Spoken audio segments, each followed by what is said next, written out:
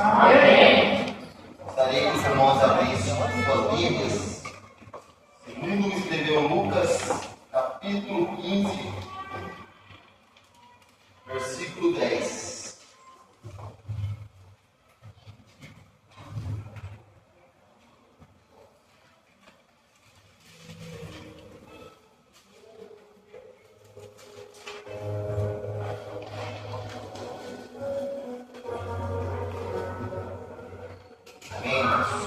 Diz assim: assim vos digo, que há alegria diante dos anjos de Deus por um pecador que se arrepende.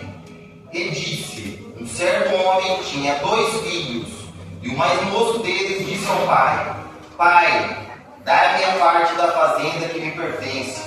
E ele repartiu por eles a fazenda. E poucos dias depois, o filho mais novo, ajuntando tudo, partiu para uma terra longínqua e ali desperdiçou a sua fazenda, vivendo dissolutamente. Podem sentar. Aleluia, Deus! Glória! Confesso que estou um pouco nervoso. A última vez em que eu ministrei, eu preguei uma palavra, faz aproximadamente 27 anos. Eu tinha a idade do Guilherme, que era na minha casa, e nós íamos à igreja, nascemos no berço evangélico. Eu e minhas 5 irmãs.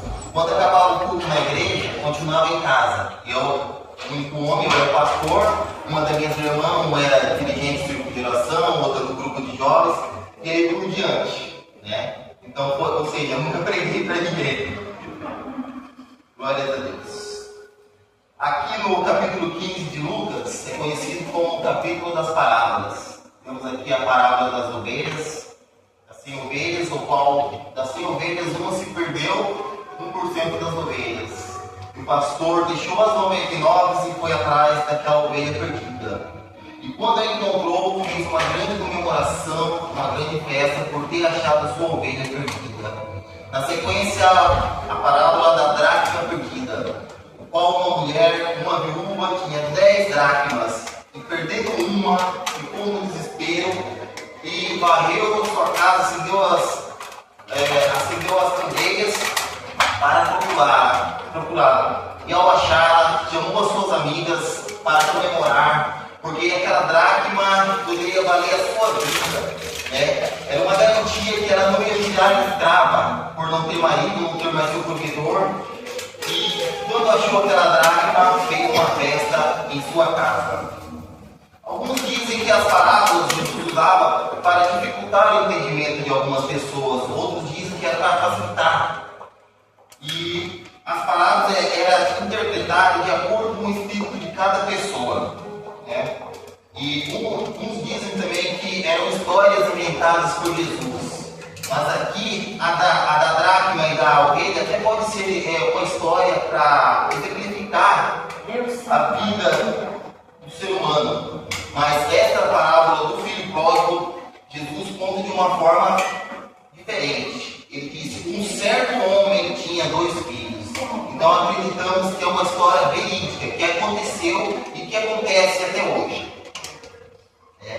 Aqui conta a história do filho mais novo que deixou a sua casa e pediu ao pai parte da herança. E saiu por ali poucos dias juntando e viveu dissolutamente. Ou seja, saiu pelo mundo distante, se conhecer. Logo mais à frente, numa terra longínqua, encontrou muitos amigos. Porque quando você tem dinheiro, você tem muitos amigos. Né? Não é só ter dinheiro, meu amigo, há quanto tempo? Você nem precisa conhecer. Se você tiver um carro bom, um bom emprego, se você tiver status, você tem muitos amigos. E o que importa aqui para nós não é os bens financeiros, aqui na parábola. É os dons espirituais, as bênçãos que Deus tem nos dado, e muitas vezes desperdiçamos essas bênçãos para viver no mundo afora, para experimentarmos o desconhecido. Esse jovem aqui diz que naquela terra houve uma grande fome e tinha acabado todo o seu dinheiro e ele já não tinha mais o que comer.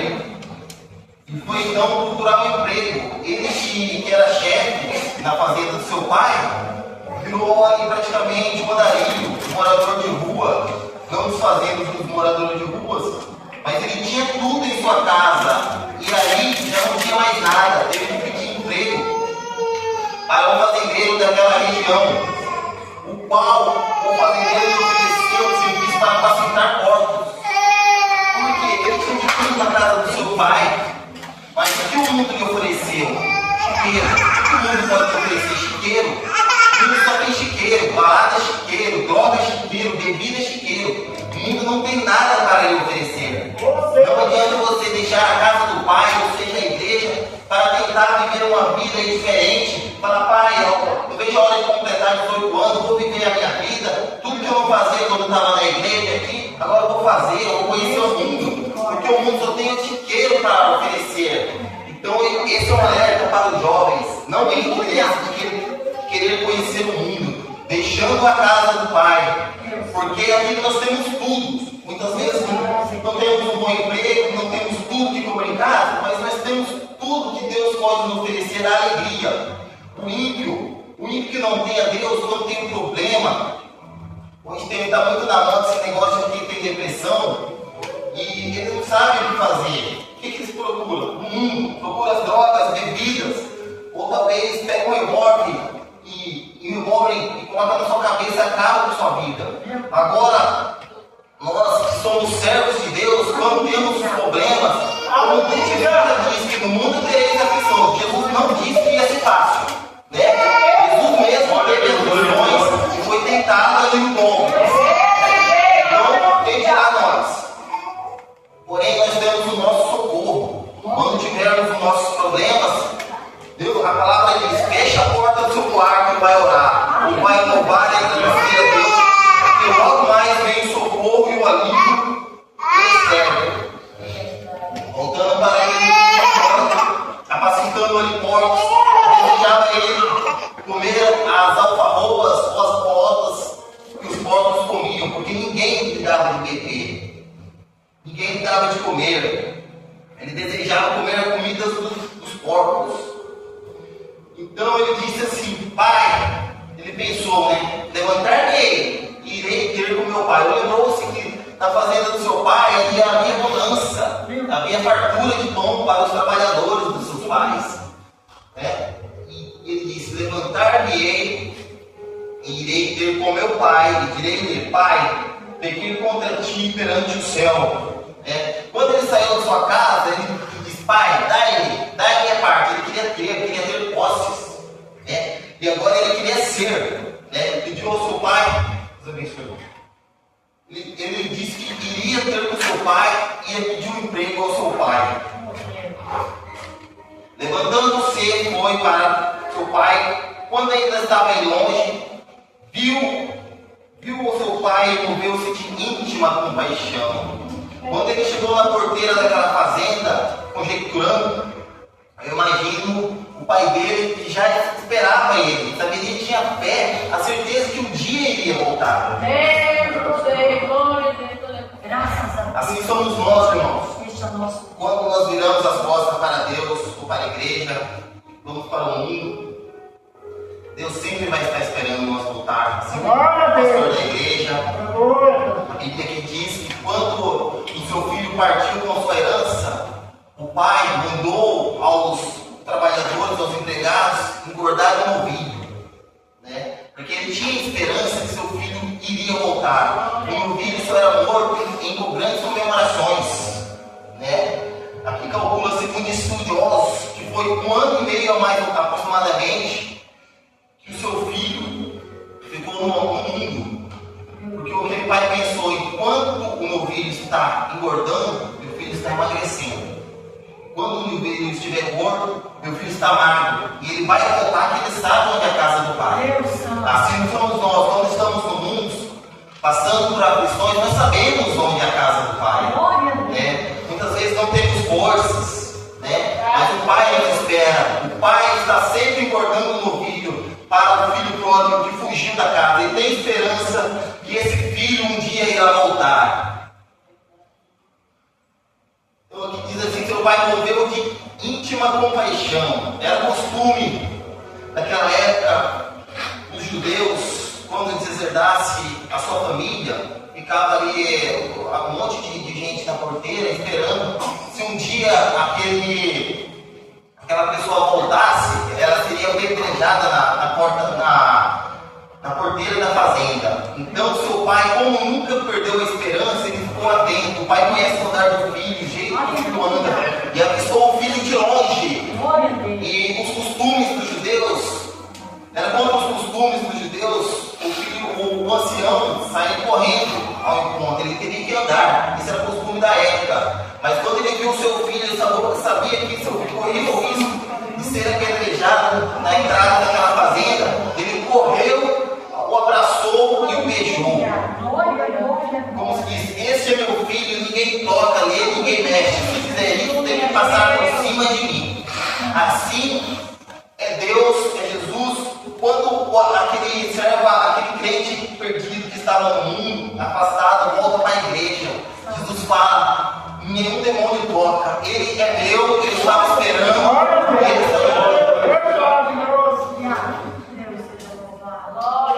E continuando, irmãos, o filho pródigo, ele sabia que estava perdido, porque ele estava no mundo, né? Ele sabia, ele admitiu que estava perdido, que precisava de ajuda. Porém, nós temos grandes problemas nas igrejas. Tem muitos filhos que estão perdidos dentro da igreja e não sabem que estão perdidos, né? Esse estava no mundo, sabia que estava perdido. Mas tem muita gente que talvez não falta culto, está ali em todos os cultos, né? Coloca a Bíblia debaixo do braço e fala: eu sou crente. Falar que é crente é fácil, né? Agora falar eu sou um servo de Deus é difícil, são para poucos, né? E daí as pessoas costumam falar: estou ali, está mais perdido, só fica num cantinho murmurando na igreja, está mais perdido do que aquele filho que estava afastado. Então nós temos que tomar cuidado com isso. Porém, o irmão do filho pródigo, o irmão mais velho, quando seu irmão saiu, ele talvez comemorou, né? Quando o seu irmão voltou, ele chegou ali, estava na fazenda, viu aquele barulho, aquela festa, chegou nos trabalhadores: o que está acontecendo aqui? Nem sabia que estava acontecendo, mas para se fazer uma festa daquele tamanho, demandava uma grande preparação. Não é assim: meu filho chegou, já vamos matar o bezerro cevado e vamos. E muitas vezes nós estamos na igreja e nem sabemos o que está acontecendo. O irmão vem, prega, outro canta, nós estamos ali, entramos, do jeito de sair talvez pior, porque não ligamos o nosso pensamento, o nosso espírito a Deus. E esse filho ficou com ciúmes do que o pai fez com o filho. É como se ele tivesse dito assim: esse teu filho desperdiçou parte da herança, gastou tudo com as meretrizes ou na balada, gastou tudo por aí, e você vem e faz essa festa para comemorar a sua volta, né? Por que, pai? Por que você está fazendo isso aí? E ele fala assim: mas pai, eu sempre estive aqui contigo, sempre te servi, tu nunca me deste um cabrito para me alegrar com meus amigos. Porém, ele, além de estar com inveja, ele era avarento, porque aqui no começo diz que o pai lhes repartiu, está no plural, repartiu a herança para os dois. Então ele tinha parte da fazenda e ele estava de olho na outra parte ainda. E ao invés de comemorar, ele ficou com inveja. Assim o irmão, aquele irmão que estava perdido na igreja, quando ele retorna, em vez de nós comemorarmos, talvez ficamos com inveja, com ciúme. Aquele irmão estava perdido na igreja, ele já vai voltar para a banda, ele já vai voltar para o grupo, eu estou aqui direto. Como que é assim? Não, ele merece ser punido. Muitos pensam assim, infelizmente. E isso afasta, impede de muitos que estão perdidos por aí de voltar. Tem medo de ser apedrejado, chegar na igreja e ser apedrejado. Por isso que vivem muitos filhos perdidos. Queria contar aqui um breve testemunho. Eu, repetindo aqui como eu nasci no berço evangélico, eu me afastei dos caminhos do Senhor na minha adolescência. Eu fui um filho pródigo, porque eu tinha tudo na casa do pai. Eu, para conhecer o mundo, deixei tudo que eu tinha, porque Deus sempre me ouviu. criança, eu sempre orei, sempre conversei com Deus, e minhas orações sempre foram atendidas. Nunca nos faltou nada para mim, nem para minha família quando criança, e nem agora com minha família, com meus filhos. Então eu abandonei os caminhos do Pai, fui viver a vida dissolutamente, como diz esta parábola. E me casei e ainda não tinha voltado para os caminhos do Senhor. Estava numa vida difícil, no mundo, o qual eu não tinha forças para voltar à igreja. E minha mãe nunca deixou de orar, nunca deixou de me convidar para a igreja. Todos os dias, filho, vamos para a igreja. Mãe, eu não vou hoje. Toda semana, filho, vamos para a igreja. Mãe, eu não vou. E minha mãe nunca desistiu de mim, assim como parte da minha família. Nunca desistiu de orar. Lembrando, aproveitando que hoje é o Dia das Mães, nunca desistam dos seus filhos. Nunca desistam de orar pelo seu marido. Talvez seu marido esteja perdido no mundo, talvez não seja evangélico. Sempre há esperança no coração de uma esposa, no coração de uma mãe. Assim como a esperança de Deus, dos seus filhos voltados aos seus esposos. Nunca desista. Minha mãe nunca desistiu. Eu morava do lado da igreja, Assembleia de Deus. Ninguém morava mais perto da igreja do que eu, porque a parede era grudada da minha casa. Pelo fundo da minha casa, dava para ver certinho o púlpito da igreja. Eu ficava olhando pelo fundo, mas eu não tinha coragem de sair pelo portão e entrar, que era do lado da minha igreja. O inimigo me cegava para que eu não voltasse para os caminhos do Senhor.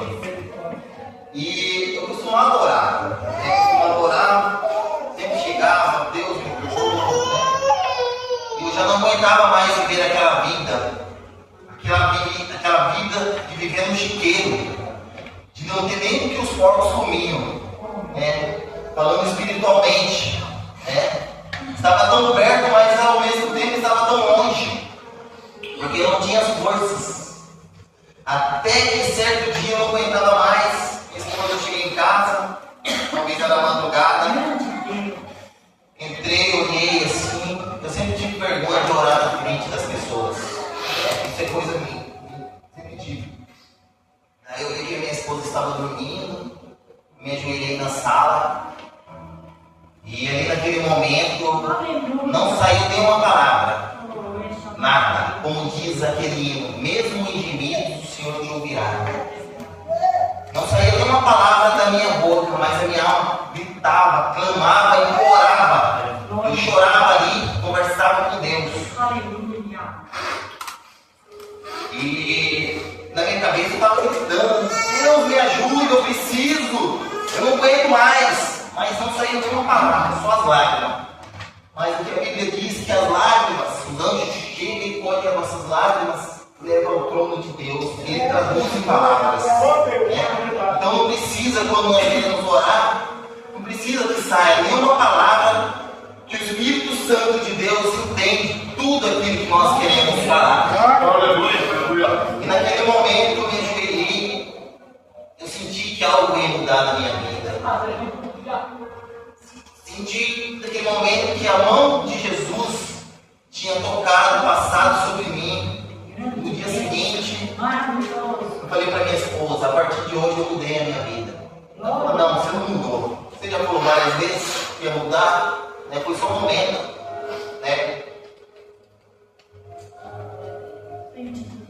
Mas a partir daquele dia, realmente, eu não tinha nada na minha casa. Talvez vivia situações, por culpa minha.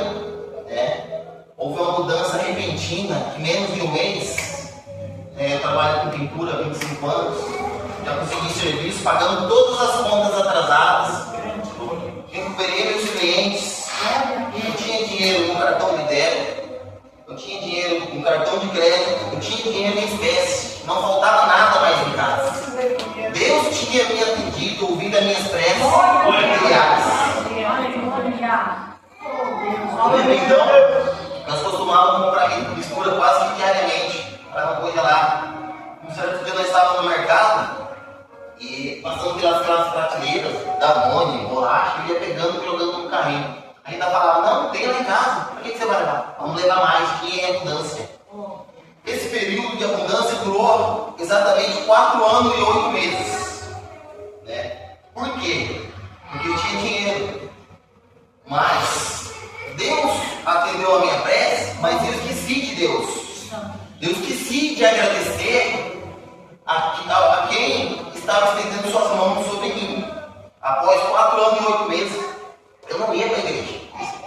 Eu tenho dinheiro, tenho serviço, funcionário, 5, 6 funcionários, não é registrado, mas eram pessoas que trabalhavam para mim. Né? E parece que Deus tirou a sua mão sobre mim. Eu dei a chance para ele, o que ele me pediu eu dei, mas ele se esqueceu de mim. Então, eu vou tirar minha mão sobre ele. Foi de uma hora para outra, eu perdi tudo que eu tinha conquistado. A confiança que eu tinha foi por água abaixo de uma hora para outra. Eu reconquistei em 4 anos e 8 meses. E voltei a viver no mundo, tentando, desejando as alfarrobas que os porcos comiam. E o demônio dando risada na minha cara. Eu estava assim de novo. Eu sabia que eu ia te pegar. Jogando laços. E foi mais um momento difícil na minha vida, na nossa vida. Faltou tudo, as provas espirituais. As pessoas que estavam do meu lado se afastaram. Eu já não tinha mais credibilidade, até mesmo em casa com a minha família. E durou mais quase 3 anos nessa vida, até que eu conversei novamente com o Senhor, pedi perdão por não ter agradecido a Deus, pelo que Ele tinha proporcionado à minha vida. E aí Ele me deu mais uma chance. Falou, não, tá bom, filho, vou te dar mais uma chance. Porque Deus sempre está aberto para nos perdoar. Não adianta o acusador, o inimigo, te avisar. O demônio está ali, qualquer deslize seu, ele vai lá e fala lá. Chega lá, Deus, ele pegou, perdão. Posso levar ele? Chega ali para nos acusar. Mas aparece Jesus, o nosso único advogado, o nosso intercessor, e chega junto ao Pai e mostra as suas mãos. Fala, Pai, olha aqui as minhas mãos. Eu morri por essas pessoas. Dá mais uma chance para que eles se arrependam dos seus pecados. Então, Ele intercede junto ao Pai para nós, para que nós podemos ter mais uma chance de se arrepender dos nossos pecados, mais uma chance de ser salvo. E foi aí, como esse filho pródigo, dessa última vez, espero que seja a última, peço todo dia a proteção de Deus. Ele deu mais uma chance. Dessa vez, eu falei, eu vou fazer diferente agora. Agora eu não abro mais mão de estar na casa do Senhor. Eu não vejo a hora, eu não vejo a hora de estar na igreja, contando os momentos. O que lá atrás eu fiz, eu errei, que eu tinha esquecido de Deus, agora eu quero estar. Se eu pudesse, eu ficaria 24 horas ouvindo a palavra do Senhor. Ouvindo os louvores. Dessa vez, eu peço a Deus para que me permita errar e me afastar dos caminhos do Senhor novamente. Essa é a mensagem que eu tenho para compartilhar com os irmãos. Não saia da casa do Pai. Não vá para o mundo.